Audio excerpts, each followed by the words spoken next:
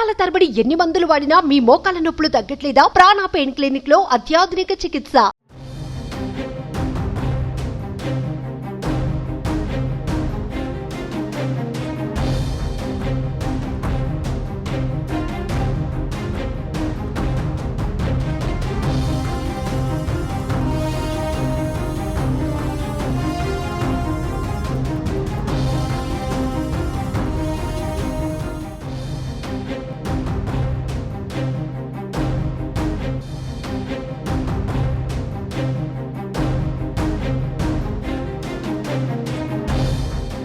ఎన్నికల ప్రచారంలో భాగంగా 2 లక్షల రుణమాఫీ చేస్తామని కాంగ్రెస్ హామీ ఇచ్చిన నేపథ్యంలో ఆ దిశగా రేవంత్ సర్కార్ అడుగులు వేస్తోంది. రుణమాఫీకి మార్గదర్శకాలు సిద్ధమవుతున్నాయి. 15 ఆగస్టుకు రుణమాఫీకి డెడ్ లైన్ గా పెట్టుకున్న రేవంత్ ప్రభుత్వం సమాచార సేకరణకు శ్రీకారం చుట్టింది. ప్రాథమిక వ్యవసాయ సహకార సంఘాలు, బ్యాంకుల నుంచి 4 విభాగాలు 30 అంశాలతో కూడిన ప్రొఫార్మాతో సమాచారాన్ని అడిగారు.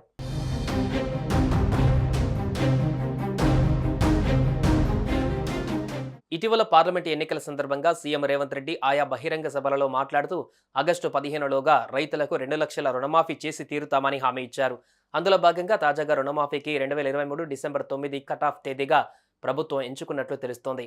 ఆగస్టు 15లోగా రుణమాఫీ చేసేందుకు 30,000 కోట్లు అవసరం కానుండగా రైతు సంక్షేమ కార్పొరేషన్కు రైతుల రుణాలను బదిలీ చేసుకోవాలని కాంగ్రెస్ సర్కార్ భావిస్తోంది. ఒకవేళ అలా కాని పక్షంలో ప్రత్యామ్నాయ మార్గాలను సర్కార్ అన్వేషిస్తోంది. ఒక ప్రభుత్వ కుటుంబానికి 2 లక్షల రుణమాఫీ చేయనుండగా 2 లక్షల కంటే ఎక్కువ రుణాలు ఉంటే వారే చెల్లించుకోవాల్సి ఉంటుంది. 1 కంటే ఎక్కువ బ్యాంకులలో రుణాలు ఉంటే అన్నీ కలిపి లెక్క తీయనున్నారు. దీర్ఘకాలిక రుణాలకు మాఫీ వర్తించదనే చర్చ జరుగుతోంది. బంగారం తాకట్టు పెట్టి చేసిన అప్పు మాఫీ కానున్నట్లు సమాచారం.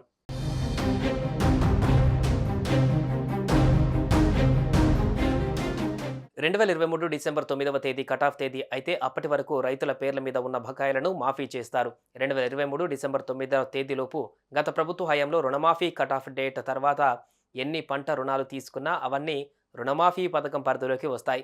ప్రొఫార్మాలో మాత్రం 2024 మే 19 వరకున్న బకాయిల వివరాలను కూడా సేకరించాలని పేర్కొన్నారు. దీంతో 2023 డిసెంబర్ తేదీ వరకున్న బకాయిలు, 2024 మే 19వ తేదీ వరకున్న బకాయిల లెక్కలను కూడా అధికారులు సేకరిస్తున్నారు.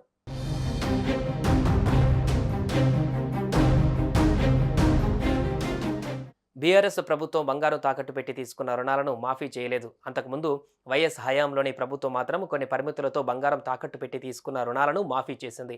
ఇప్పుడు రేవంత్ సర్కార్ కూడా బంగారం తాకట్టు పెట్టి తీసుకున్న రుణాలకు రుణమాఫీని వర్తింపజేస్తుందా లేదా అని చర్చ కొనసాగుతుంది. అయితే వైఎస్ హయాంలో చేసినట్లుగానే బంగారం తాకట్టు పెట్టి తీసుకున్న రుణాలను సైతం మాఫీ చేయాలని రేవంత్ భావిస్తున్నారు. రుణమాఫీ కోసం పెద్ద ఎత్తున నిధుల అవసరం ఏర్పడడంతో కార్పొరేషన్ ఏర్పాటు చేసి ప్రభుత్వం ఈ రుణమాఫీ ప్రక్రియను కంప్లీట్ చేయనుంది. రుణమాఫీ కోసం 30 అంశాలతో ప్రొఫార్మా రెడీ చేసిన ప్రభుత్వం జూలైలో అసెంబ్లీ సమావేశాలు నిర్వహించి ఈ అంశంపై అధికారిక ప్రకటన చేసి పెద్ద ఎత్తున ప్రచారం చేసుకోనున్నట్లుగా తెలుస్తోంది.